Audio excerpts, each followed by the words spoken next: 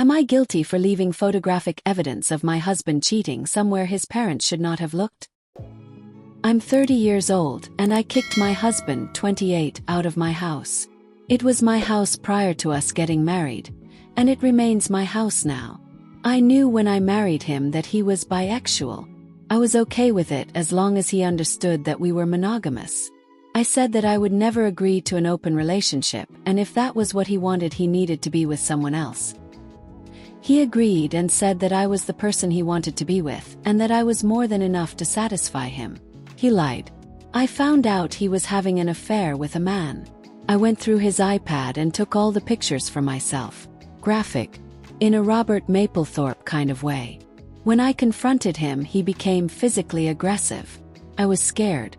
He calmed down when I got Siri to call 911, and he left. Anyway, I did not want him in my house again ever. When he wanted his things, I asked him to make a list and send it to me. I found every single thing on the list. I asked him where to send the box. He said he would pick it up. I told him that I would not let him set foot in my house and that I would call the cops if he tried. He said he would send friends to get his stuff. I said I would leave his box of crap with the front desk at my work. He didn't want to make them drive into the city. We compromised and I agreed to give his parents a temporary code for my house. They are lovely people and I trusted them. I could see everything on my security system and I would know if he tried getting into my house. The deal was that they would use the code, get the box from the front entrance, then close and lock the door. Easy peasy lemon squeezy. Instead it went difficult lemon funked. I guess he didn't have everything on his list. He asked them to get something from my bedroom. Not the deal at all. I had my pictures of his infidelity in my room in my chest of drawers. In an envelope. So to reiterate, to find these pictures his mom had to go past our agreed limit into my house. She then had to enter my bedroom, open my chest of drawers, open an envelope, and look at what was inside. I felt violated watching the video. Then I giggled like a little kid. It was hilarious. I see them come into the house. They use the code and open the door. His dad comes in and grabs the box. He goes back to their vehicle with the box. His mom hesitates before walking into my house and going to my room. She goes to my chest and opens the top drawer where we kept a box full of jewelry. She sees an envelope with his name on it. She looks around, I'm not sure why. Then she looks at the contents. She screams, I assume since I have my feed on video only. Then she stuffs the pictures back in, closes the drawer and goes running for the truck. My father-in-law comes to the door, locks it and leaves. I guess he never told his parents about his proclivities. To say that this has created a problem for him is to take it lightly. I got a call from him. He says I left the pictures out for his parents to find. I did not. I should have scattered them on top of the box his parents picked up, but that felt cruel and unnecessary. Like I said, I have always found them to be lovely people. I told him where the pictures were. He said that he forgot about a ring he left off the list, and he told his mom where it should be. I said I would have tossed it in the box if he told me. He said he forgot until they were on their way. He is upset that his parents know he is a power bottom. He is not happy at their house now and he is going to find somewhere else to stay. He said I'm guilty for causing this problem. I think there are other candidates for being guilty. Him for cheating. Him for getting his parents to go against our agreement. His mom for going against our agreement. His mom for snooping. His parents for homophobia. TLDL. My husband cheated with a man. Had pictures. His mom snooped. His parents are making his life difficult.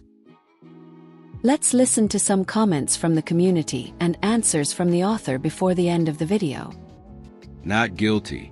His mom got what she deserved for going where she wasn't allowed to go. Your ex got what he deserved for being a cheating tool. Not guilty. She snooped. I hope the pictures were as graphic as you say. They were anatomical in detail. Not guilty. Honestly, it sounds like a karma delivery service went to the right address. You set boundaries. They decided those were mere suggestions.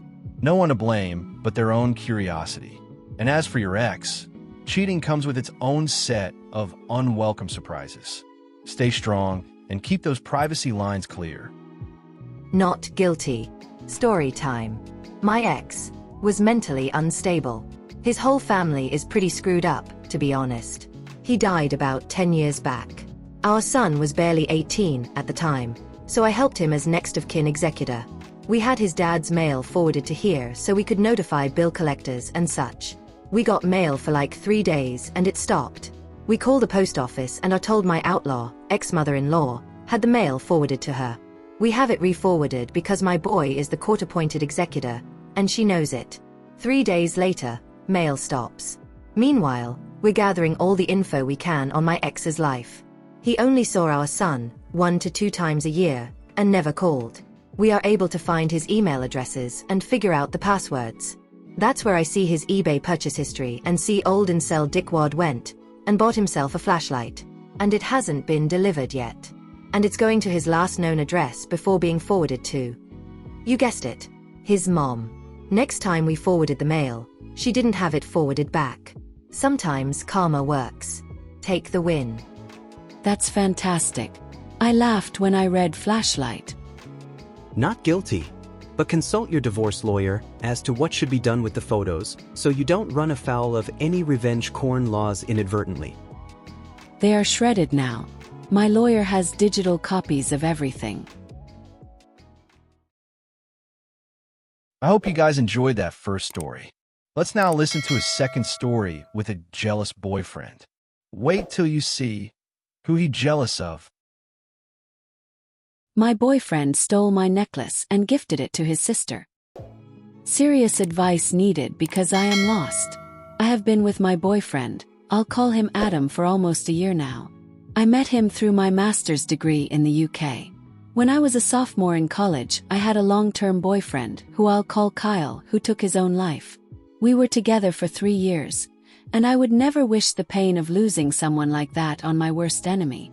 When we started college, Kyle gifted me a locket with the word "most" engraved on the back of it. It was our thing, it meant he loved me most. Sappy, but it was ours.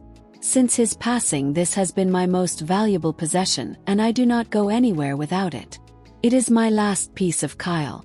After finishing my degree and struggling the entire time, I decided that I needed to get out of the town where everything happened, and decided to study my master's degree in the UK, which is where I met Adam.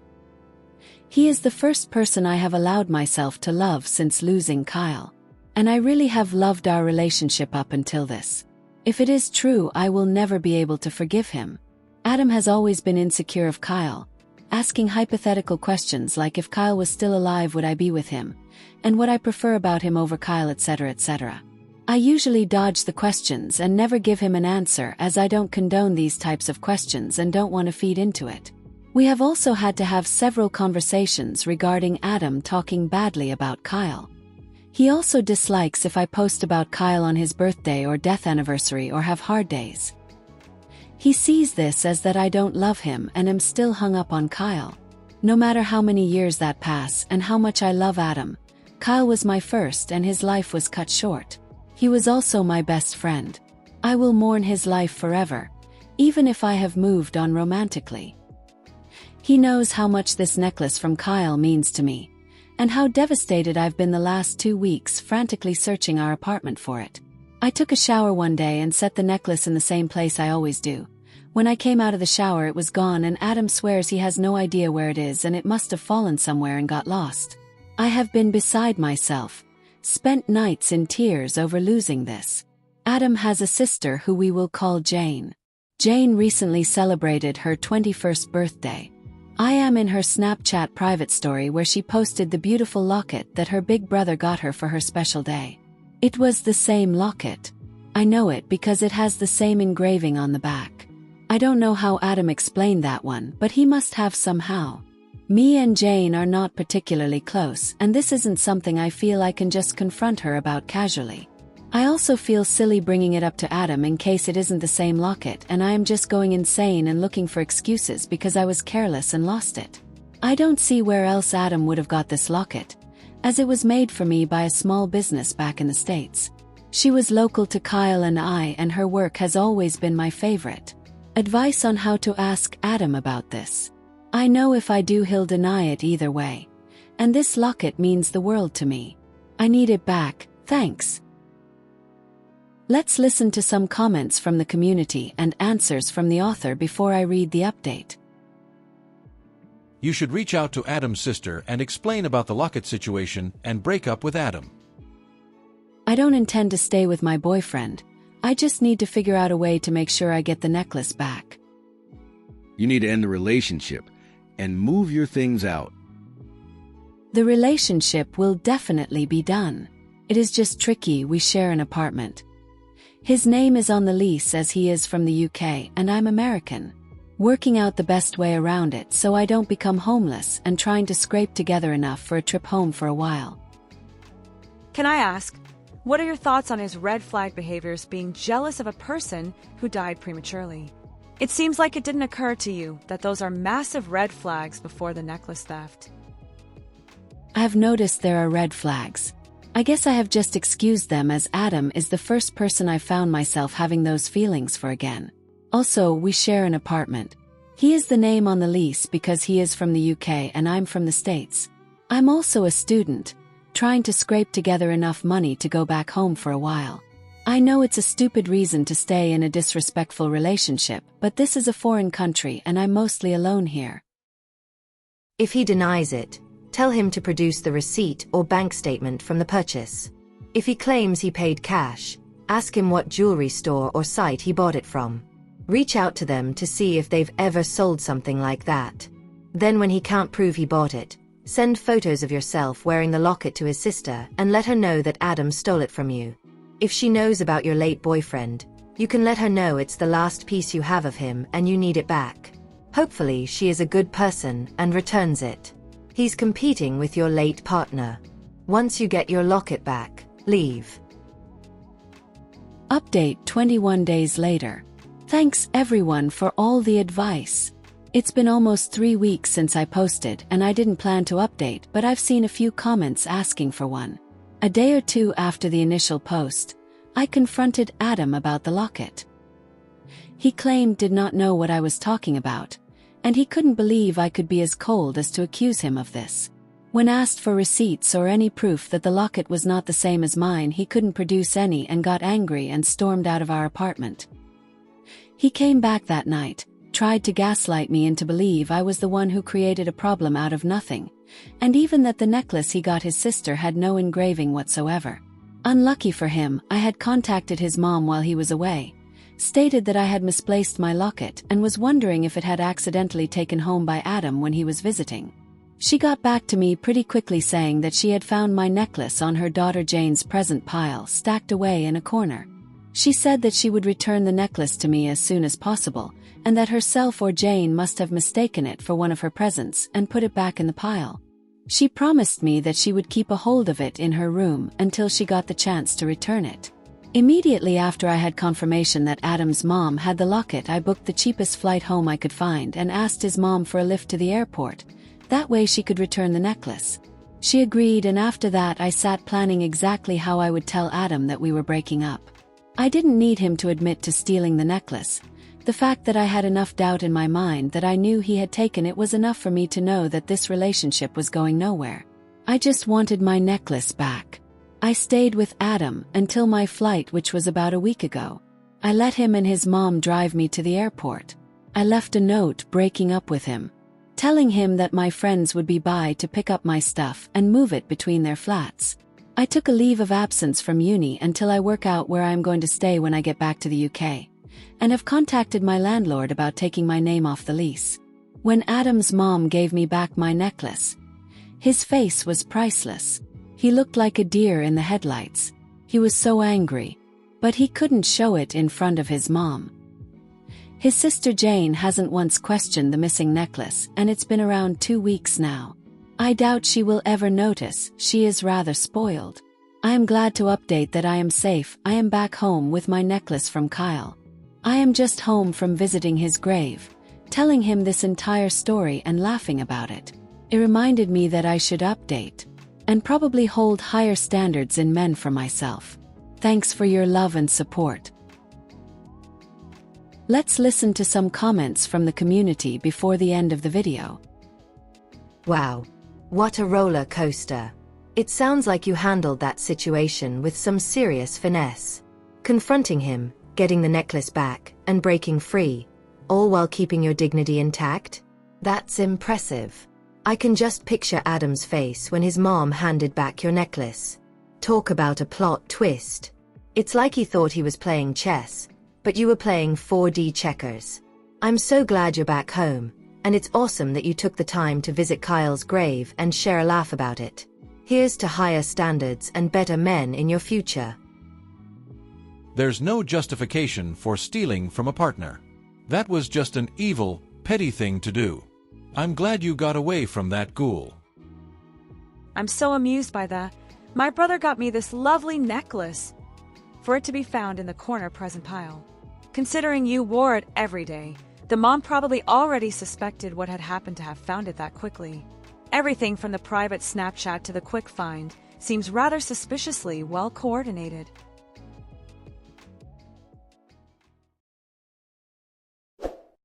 Hope you guys enjoyed that second story. Let's now listen to a last story of a very dark jokester boyfriend. Tonight I broke up with my boyfriend because he kept joking about unaliving me. During our first few weeks of dating, he joked too much for comfort that he was going to unalive, dismember me, and dispose of my remains. Maybe out of context I'm being dramatic. He's very sarcastic and has dark humor. But to me it wasn't funny and caused me anxiety because I know the statistics. I talked to him about this. I told him repeatedly, "Stop joking about pilling me." He kept on with the jokes, until I finally told him that those jokes literally scare me. He apologized and seemed to feel bad that his jokes made me scared of him. Tonight we were over 3 hours late to meet with his brother to play games, watch movies and eat dinner. When I was talking to him about us being late, I noticed he sighed deeply, clenched his fist and looked down at it, as if he were making the conscious choice to not punch me. Then, as I was saying goodbye to his brother, he came into the room and said, "She should say her permanent goodbyes." I asked him what the F, he said it was a joke. I asked how's it funny? What's the punchline? Please explain to me how that was supposed to be funny. He couldn't answer. I didn't want to get in the car with him. I walked off and thankfully my roommate picked me up and drove me home. He called later and I told him I'm done. He's a good man other than for the jokes about pilling me. We talked about it and agreed that he wouldn't joke about pilling me anymore, but then he did it again tonight, and doubled down that it was just a joke and that actually I'm the problem. I started telling him again about how often women are pilled by their husbands and boyfriends, and that's why the jokes bother me so much. But he interrupted me to say, "F you." So I hung up and blocked him.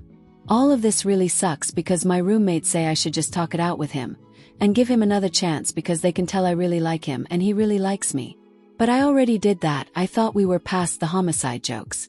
Then he did it again tonight while he was angry with me, and it caused me this awful feeling in my gut that I needed to not get in the car with him and get away from him. I've had boyfriends and male friends in the past. None of them have ever made jokes about murdering and dismembering me, especially multiple times after I told them to stop. Have you had friends, boyfriends that make jokes like this? Where is the humor in it? What would you do in this situation? Let's jump straight to the first update. Update 1. The next day. Thank you everyone for your overwhelming support. Also thank you for the important links and resources in the comments. I've learned a lot and shared them with my friends. I love this sub. I haven't heard from him, and he hasn't caused any trouble since the breakup. If anything comes up, I'll update this post. Let's listen to some comments from the community before I read the update. You've already given him chances. He agreed to change, then he broke his word. So not only is he verbally abusive and potentially violent, he also breaks his word. You did nothing wrong. There is no humor in what he said, and abusers frequently excuse their abuse in the two ways he did. First, they say it was a joke. If you don't accept that, they try to blame it on you. You don't want to become a statistic. Well, there are plenty of men out there who will never threaten to pill you. You have done exactly the right thing. Don't feel bad about anything you've done. My one piece of old woman advice to you is to be very strict around dating men when it comes to threats. Joke or not, if a man threatens you in any way, tell him that if he does it again, it's over. Don't tolerate any kind of threats or violence ever. If the man is actually a danger, he will see tolerance as a sign that he can violate your boundaries without consequences. Just remember, there's a lot of unalive women that once said, "He'd never do that to me." When I was a teenager, I would go driving around country roads and around our smallish town with male buddies from school, and one night my really good friend thought it was a good idea to make a joke about chopping me up with an axe. I got really terrified because it was just an overwhelming and scary thing to hear, and I started to cry. The immediate regret was obvious in my friend's eyes, and he genuinely looked mortified for having scared me so bad. He started apologizing and saying it was such a stupid joke and reassured me. In the moments after making his stupid attempt at humor and seeing the impact it had, he felt remorse and wanted to correct his behavior. Your ex did not do this. Or if he did, he immediately repeated the scary behavior again anyways. My friend never made a joke like that again. Men who actually care about us will respond empathetically to our fear response and will want to do whatever it takes to ensure we feel safe around them, especially if it's as simple as refraining from making dumb jokes. I hope you never have to see this creep again, and good for you for sticking up for yourself. Update 11 months later. I hope I'm not breaking any subreddit rules by posting an update, but I thought this sub would like this update from all the feedback I received and all the messages I read requesting an update. My original post was almost a year ago. Thankfully, I have moved across states since then and have not seen him since. The last time I spoke to him, over the phone, I made it very clear several times. Me telling him, "You promised you'd stop making jokes about unaliving me, but then you did it again." And me again saying, "You realize the greatest threat for women is being unalived by their boyfriends or husbands. They are most likely to be pilled by men they know." His only response was, "Hey Chugnos. F you." So I hung up and I ghosted him after that. Blocked him on everything and alerted my employer if he showed up that he was a threat. However, he sent me an email in an attempt to. I don't know. I'll leave you to draw conclusions because I really can't make sense of it. I'm sorry if I quoted it incorrectly. The email he sent me, "Dear my name." Spelled wrong, by the way. He got my name wrong multiple times and it became a joke, which is what he refers to here. I don't really know how to go about saying that I am empathetic, as I'm a me-pathetic mess, but I do feel I can understand, and I have recognized my actions have consequences. Clearly, I thought I was being reasonable. I gave you time and space. I wasn't sure how long I needed to wait, or if I should just do nothing, but I didn't know you had even blocked me until today, as I had not called and only texted that first day expecting nothing back. Yet now I understand I should have known. I tried to call you tonight, though. Despite my better judgment, that's when it hit me hard. It's been almost 2 weeks. I know you don't want to be in a relationship with me, but I wanted to end this civilly, I could hope at least, on terms that we both could live on, amicably, or me, since I didn't have a choice. That terrible night was booze-ridden, and unfortunately for me, the end of us. I didn't get any chance, but I made my choices, and I was cut out of you like the cancer I became, regardless of how much I remember, due to my memories being cut down by Irish whiskey, and I hazed my focus. You ghosted me. Now I know how that feels, as I have done that to others. I deserve this. It's interesting because you mentioned to me that you never had to change your number in your last relationship over 5 years ago, because all you needed to do was block them. Damn, history not only repeats itself, but can be fucking ironic. I lost one of my best friends. I lost you. I have been hurting you. This hurt even more when I realized you don't even want to communicate with me. I would ask why, but I know it's because you hate me, what you think of me, what you think I am. Who likes Andrew Tate? Nobody. I embody that nobody. I am hate. I am Tate. I obviously have a lot of growing up to do. I was not aware of just how much. I do not regret you or the experiences I shared, which were awesome and different than all the treasures I had experienced with another soul. We had so much in common, and yet the few things we didn't shape itself into a shadow that blocked our light, your light. I regret not realizing that perhaps I was just not ready. You are so beautiful and awesome, and I hate hurting you in any way, especially since you deserve so much love, and instead I gave you fear. You, however, only gave me happiness. You made me feel wanted so much so that it blindsided me. I haven't been that happy in a very long time, and maybe that's why I fell for you so hard and so fast, as I had been in the dark for years, and your essence got me as high as a kite. I could see the sky for once. I was flying. I had been grounded since I had lost my wings a few years ago, and it showed. I started sinking in the sands of time, in bottles, in gates drowned by my fears. My brother lost a friend because of me. I lost because of me. I may be a good person that does bad things, but I did a bad thing to a good person. It scares me to think that when we do, and it will inevitably happen, as it's a small town run into each other, you will fear me, and I will fear you. I don't want that, but I made my grave, and I suppose I need to sleep in it. I will not call you again, as I did tonight, as much as I want to. You can always call me, but I am aware that is about as real as my dreams coming true. I have respected your space. I haven't tried to suffocate it or breathe your air. I just wanted to bury myself with a little dignity today, considering that I must be public enemy number one. I'm embarrassed to admit that running into your roommates or even co-workers makes me feel uncomfortable. That I did to myself and you. I'm sorry, I don't know what else to say. I know you will find someone sooner or later who will treat you with respect and make you feel loved. I'm not him. I fail, but you'll have that. As much as I don't want to think of it. And you deserve it as much as I didn't commit to that. I know you think I don't love you. You can ghost me. You can not respond. I don't think you will anyways. Maybe you won't even read this, which is okay. I needed to say my piece to rest at sea. But you can't take away how I felt. Or how I feel at all. Maybe that was the problem. I was too much. You thought I was just a blimp in time anyhow, and now.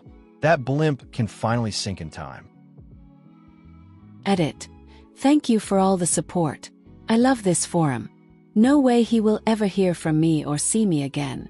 Now I live in a new town, new home, and with a great man that respects and appreciates me. Let's listen to some comments from the community and answers from the author before the end of the video. People talking about this man being a sociopath, psychopath, narcissistic. To me, he sounds like a generic boy that is trying to verbalize his emotions for the first time. I don't know how old he is, but it reads like the letters my first boyfriend at 20 years old sounded. Trying to be poetic and funny, and failing at both. And just word vomiting emotions without fully understanding them. Yeah, that's just a normal dude learning his actions have consequences for the first time. He's like 40. I'm so glad you're safe. I have wondered about you from time to time. Thank you. I'm doing great. This reminds me of how an ex responded to me many years ago when I broke up with him. I broke up with him because I started getting this weird gut feeling that I didn't feel comfortable being alone with him, and he was getting very possessive and a bit manipulative. I even had a close family friend reach out to me to hesitantly share that she was not sure why, but she was worried about me being alone with him. He responded via texts, by trying every manipulation tactic in the book, from telling me he was sobbing, and to please take him back, to saying I had just been using him, and was a liar, to telling me he didn't know how he was going to go on with his life. His reaction made me realize I absolutely made the right choice. Thank you for sharing. It's so important to trust our instincts. Him talking about alcohol. Make it make sense. All the more reason to keep him blocked, though. If he's making those jokes while drunk, there's a non-zero chance that he actually did fantasize about pilling and dismembering you, or someone else. Most of the time when he made the jokes, he was totally sober. I read through your first post. The dating phase is when you get to know somebody. Take your time to do that before more commitment. He is a nutcase. I doubt he ghosted anybody, and he is trying to say things that make himself look better. We weren't together for long. I was initially attracted to him because he was cheerful, happy, charismatic, kind, considerate, and handsome. Then the mask fell off. Shadow that blocked our light. Your light. Am I the only one who read it as another death threat? blocking the light with capital letters implying she'll be turned off. Please do not lower your guards and be careful. Wow. You have a great point. I had not considered that until now. Thank you for listening to this story. Let me know in the comments if you agree with the community. What would you have done in that situation? And for those who stayed to the end, thank you. If you like this type of content, feel free to like the video and subscribe if you haven't already. Take care of yourself and your loved ones. See you soon.